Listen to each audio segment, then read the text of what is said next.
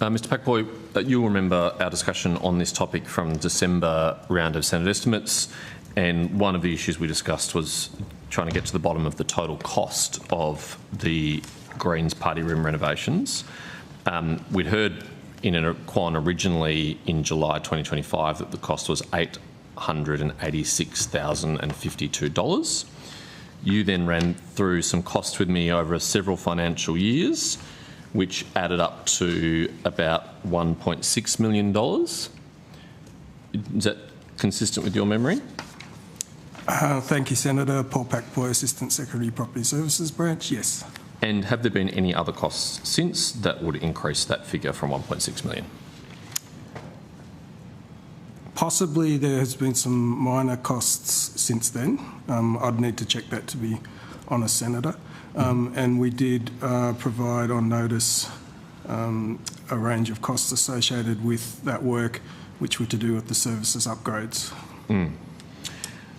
Because in a question on notice that you provided me following the last round of estimates, it has a itemised list of all expenses associated with the project, and rather than $1.6 million, it in fact adds up to $2.2 million, $2,217,962 specifically. Does that sound right to you? Yes, Senator. Right, so the total cost is not $886,000, it's not $1.6 million, it's in fact $2.2 million. That's the total cost of two projects. One which is called the Fourth Party Room Project, which is the one I was talking to you about at the last estimates hearing. And the other project or sub-project is the Services Upgrades Project. So that project is where we take advantage of being in an area and having demolished that area to upgrade any of the services infrastructure. For example, the heating system or the fire irrigation, that sort of thing. Yeah. So those costs would not have been incurred if it weren't for proceeding with the party room renovations? I can't be definitive on that, Senator, because there would be times when we would do them on their own. We try not to, obviously. That sort of work is something that we will need to continue to do across the building, and to do it at the moment, what we're doing is taking that opportunistic approach. But at some point in the future, some of that work will need to be done potentially on its own, but our intention is not to do that, but rather to package it up with other work. Yeah, okay. Some of the individual itemised costs as part of this now $2.2 million project really leapt out at me. In particular, $50,000 spent on carpet. $50,000 of carpet in one room is a mind-blowing number to spend on carpet in a single room. The most lavish home renovation wouldn't spend $50,000 on carpet, and maybe it's hand woven or some special cotton or something, but how on earth did it cost $50,000 to carpet a single room? So the carpet purchases, there's actually two in that project, one for $20,000, one for just under $30,000. The $20,000 component is for custom-made carpet. The design of the building includes the design of finishes like carpet and what they need to look like, what patterns, colours, loom, etc.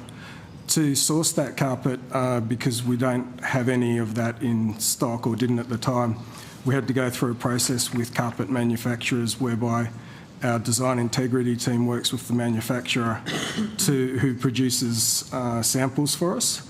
Those samples have to be approved and registered before we can move to purchasing them. So the cost of the carpet isn't like going to Floors or Us and buying a loom of carpet off the showroom floor.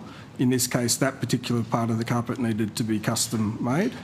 The other component relates to, if you recall, I think I mentioned, or Ms. Hinder might have mentioned, that The fourth party room project occurred after we had demolished a large part of that ground floor area, as well as moving other offices to other parts of the building. The other carpet, which is not custom made, which we purchased, was intended to be used across both the edges of the fourth party room as well as some of those other rooms, which it has been. And it will, I think, I can confirm this on notice, we still have some of that in stock, and that'll be used throughout other projects where it's appropriate. Sure, and I understand the unique requirements of this building and the moral rights holder and all of those things that you have to navigate when making changes to this building. But, you know, I won't advertise the individual services of different floor companies available, but, you know, you can go to a floor company or a carpet company and get very nice carpet for a room of that size for $5,000, maybe $10,000. I mean, $50,000 is orders of magnitude more. Wasn't it possible to get commercially available carpet that closely matched the colour in Parliament House, that wasn't a radical departure from the colour in Parliament House, at a fraction of the $50,000 cost? Without being difficult, Senator, I would say no, it wasn't possible to do that. We went through a process, as I said, and engaged both through my team and the design integrity team of approaching the market to see who would be willing to and able to supply the carpet. And then, I'm happy to get a lot more information on notice about the actual process, dates and times and that sort of thing. But it's not a simple process. I think a taxpayer watching this who was told that it's just not possible to spend any less than $50,000 to carpet one room would find that to be an incredulous answer. The $50,000 was carpet for that room as well as carpet for other rooms and other areas. I hope it covers a lot of other rooms if it's $50,000 worth. How many other rooms are we going to get out of this $50,000 outlay? I'd have to take that on notice in terms of how many other rooms, but the two purchases were approximately 200 square metres and 300 square metres. So how many square metres is this room? The fourth party room. I don't have the exact square meterage on me, but it would be 50 to 70 perhaps square metres. Okay. I heard evidence at the previous round of estimates that a big reason for the blowout in costs was issues identified in the roof. You've now provided a detailed breakdown of the costs and which itemises each expenditure. For the record, how much did the roof and associated costs contribute to the total spend? So the services upgrades project, which we reported on in that question on notice, that is services infrastructure in both the ceiling, the walls, and the basement below the floor, the fourth party room. I don't actually have the ceiling component itemised, Senator, but that's what that includes. For the most part, in that space, the sort of work that was undertaken was in the ceiling void. There were some of the main risers for the services infrastructure needed to be replaced, but most of that work was in the ceiling void, including on the HVAC system, installing new variable air volume devices, new controllers for those devices. We had to upgrade the fire sprinkler and fire detection across the room to meet current compliance standards. Do you have the Quan accessible? Or the... Just add to, yes, please. Mr Paxboy's question, and I will correct myself if I am wrong, but there are two capital work packages. The first one was the fourth party room. The construction costs for that were around $1.6 million, which you've already indicated. The second was the services upgrade at a cost of approximately $600,000. Yes, which gets us to the $2.2 million. Yep. Do you have access to the attachment or the Quan, Mr Paxboy? I believe I have that in front of me, yes. Yep. Can you go down the list and find the itemised reference to the roof or ceiling works?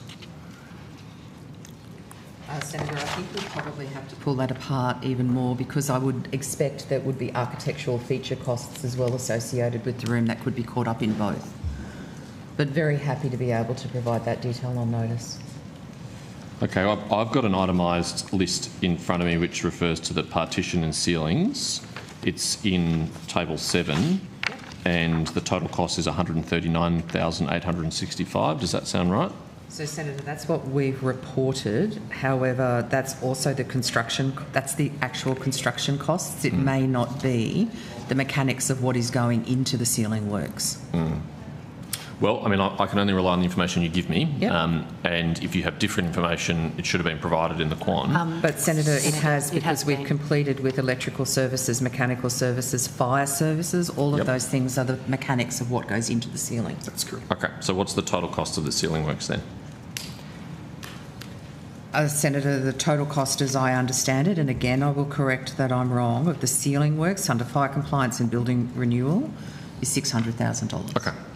So, even if we exclude the ceiling costs... Sorry, Senator. Yeah, please. That cost of $600,000 includes the ceiling work. Yep. It will also include a small amount for, as I said, some of the risers in the walls and some of the infrastructure in the basement. Okay, well, if on notice you could isolate the ceiling costs, that would be helpful. But we now understand that of the total $2.2 million cost, about $600,000 was for the ceiling works. So it doesn't explain the blowout from the $886,000 to $1.6 million. We're talking about an extra $600,000 on top of the $1.6 million. So there's $1.6 million spent on this room without getting into the complications of the ceiling works. As I think I answered previously, Senator, the $800,000 that you're referring to, that was 1 year's cost. It wasn't the budget for the project. Well, let's talk about the project budget was originally set in 2023. Yes, and what was that number?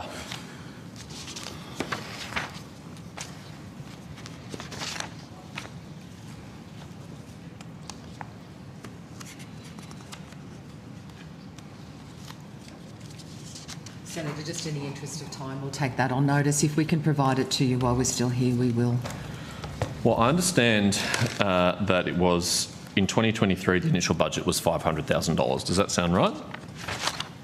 Senator, Senator, I think we've answered that in one of the quants. Can you just remind us what quant number Well, I that just is? want to make sure we're in agreement. And I understand it was later revised to $764,000 in September 2024, and that was approved by the President or the presiding officers. Senator, if that's what our quan says, and I'm sorry, I just can't find it here, then that's the information that we have. The President approved the proposal for the fourth party room. She didn't approve the budget for it. That's a matter for the department as an operational matter. Well, but was the budget in the brief that went to the President? The budget was in the brief, Right, and Senator, the President and signed the brief? And that was the amount that was put in there as the amount, but the President was not being asked to approve the amount. She was being asked to approve the proposal. Ms Hinchcliffe, if the presiding officers get a brief for a project which has and they're asked to sign off on that brief so the project can proceed, and the brief includes the cost, whether they are literally approving the cost or not, they are approving the project informed of the cost. Isn't that right? I don't disagree with that, Senator. Okay. As I said, I've made the point that the matter of the costings were a matter for the department rather than for the President. Okay, so we've had a blowout in the planned costs from $764,000 up to $1.6 million, even if we exclude the complications of the roof and the ceiling work that we were talking about. How do you have a doubling, more than doubling, of the cost of the project, even without the complications that we've heard about in previous estimates? Senator, if I could just jump in at the beginning. I think one of the things that we discussed at the last hearing as well is the actual complications or difficulties associated with doing construction at Parliament House. One of the reasons why the costs increased towards the later part of that project was because we had arrangements in place with the managing contractors that were awarded the jobs to undertake construction activities at Parliament House in a manner that did not interrupt the operations of the Senate and also did not interrupt the operations of the Parliamentary Budget Office, which were immediately above. That meant, Senator, that we had construction basically occurring for around about 3 hours a day, between about 6 o'clock in the morning or 5 o'clock in the morning through to 9 o'clock in the morning. Construction then had to cease and then recommence on weekends. When it was getting to the point that we needed to be able to respond to a request that we received to have the fourth party room open and in operation by the opening of the Parliament, as we outlined at the last hearing.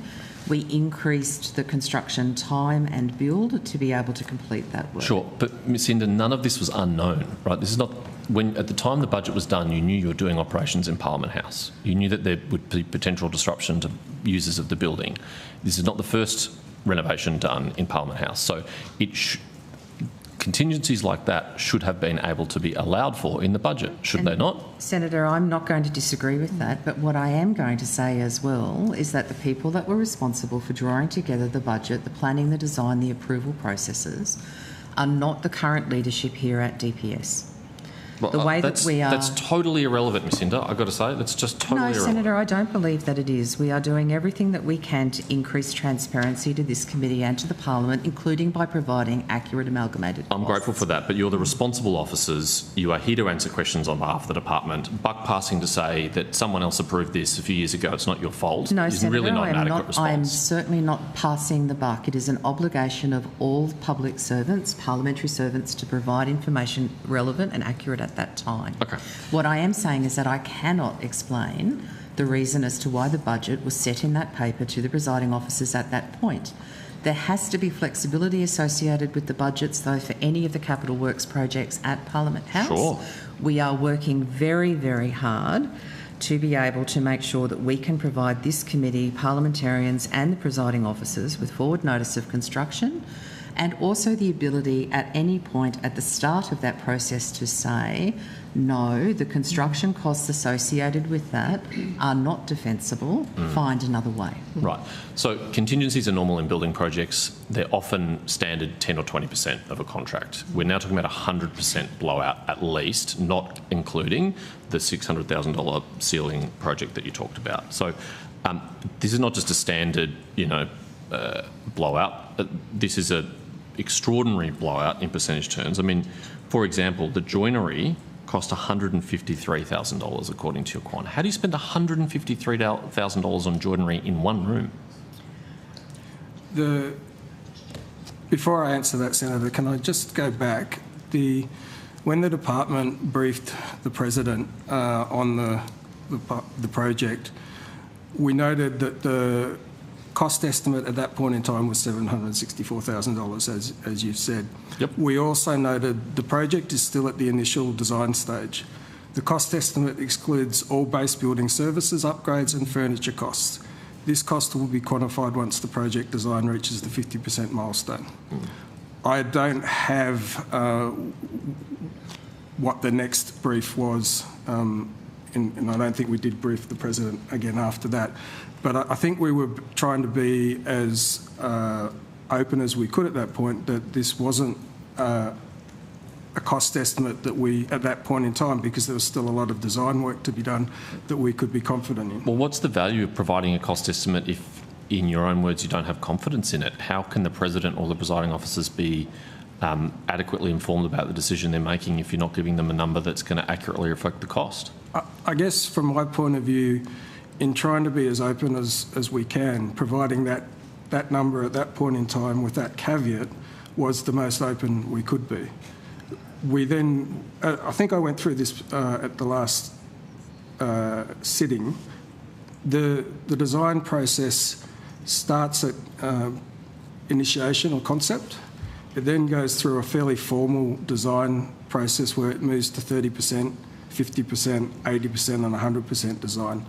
For construction, that means that up until 50%, particularly for design processes in this building where things can and do change quite a lot through the design process, your cost estimates are less accurate at the start, and as you move through the design process, because you know that you're going to need carpet of a certain loom with a certain pattern in it that you need to source and have custom made.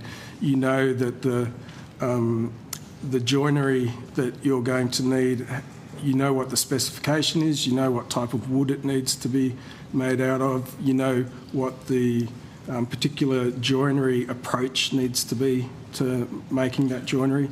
So at the start of a project, our estimates are what they are. As Sure. we move through the design process, they get better. Sure. So, Senator Patterson, just we're Thank you, running I'm wrapping up. 45 minutes late, which is fine. Just in terms of advising people who are further down the agenda, do we have any sense of... thanks, Chair. This is my only item and I'm getting towards the end of it. I can't speak for my colleagues. They may... One question which I should have asked in the previous... Easy? No problem? Great, thanks. Mr Packwood, I mean, that sounds to me like you're saying that the presiding officers should have known that there would have been a significant increase in that cost that was presented to them, given the advice that was provided. Is that fair?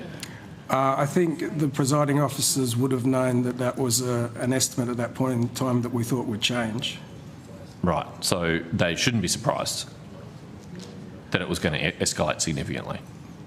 They shouldn't be... Sorry, Senator, Senator, I that's think- not a question for the... That's not a question for Mr I'm a bit Packman. uncomfortable with me being talked about in the third person, so if you want to ask me a question, please go ahead. I'm first trying to establish what advice was provided to you and then very happy Well, I think to... we've been President. clear on what advice was provided, Senator Patterson. Yeah.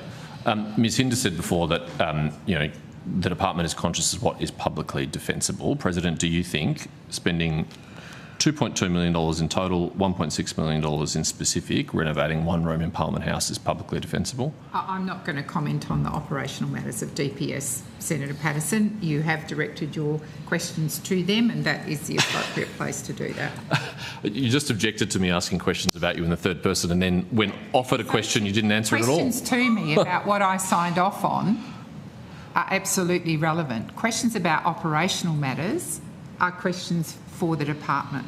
What I can say to you, in my experience, the design integrity and the moral rights are very firm about how the parliament ought look, and that does increase significantly the costs of this place.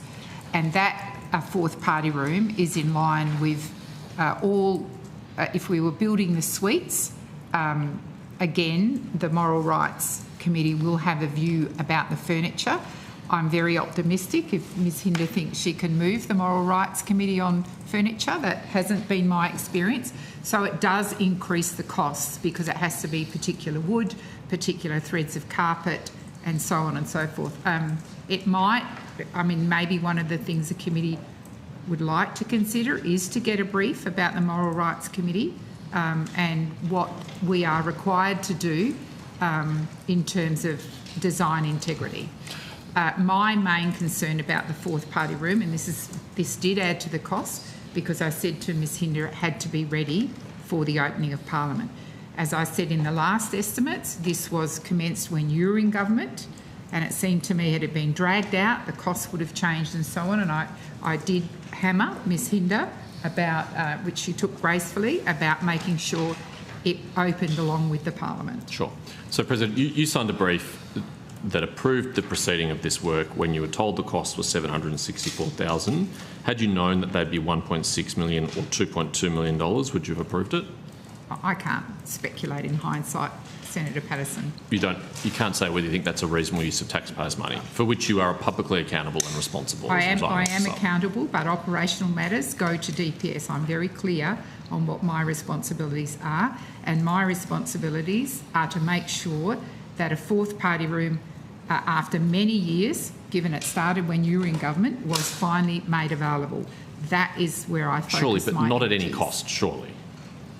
As Ms Hinchcliffe has said, the operational matters were matters for DPS. I was not informed. My main concern was to make sure that that party room was made available at the start of the new Parliament. But, President, this is public money which you are accountable to the Parliament for the expenses of. You really don't have a view about whether this is a good use of public money, about whether this is a good example of construction costs in Parliament House, or whether you're concerned it would happen again? Senator Patterson, I haven't been briefed on every aspect of the design work and the costs that have gone into it.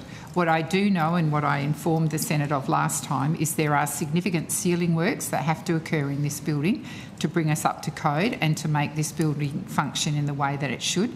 They will be very big costs, and so what the development of the fourth party room in that whole corridor, and hopefully you'll see this on Friday if you're able to go to on the tour, showed us was that we can create some economies of scale, because that was really one of the first times we'd looked at the ceiling. So those are matters that I concern myself with. They are the proper matters, and I wasn't informed of cost updates. So asking me to comment in retrospect on a cost when I wasn't informed of increased costs is... Sure, but this is taxpayers' money. You will face other decisions like this in the future as a presiding officer. I think taxpayers are entitled to know what approach you will take to that, stewarding their public money. Well, I am vigilant in the expenditure of public monies where it is my responsibility. Absolutely. Okay. Thank you, Chair. Thank you.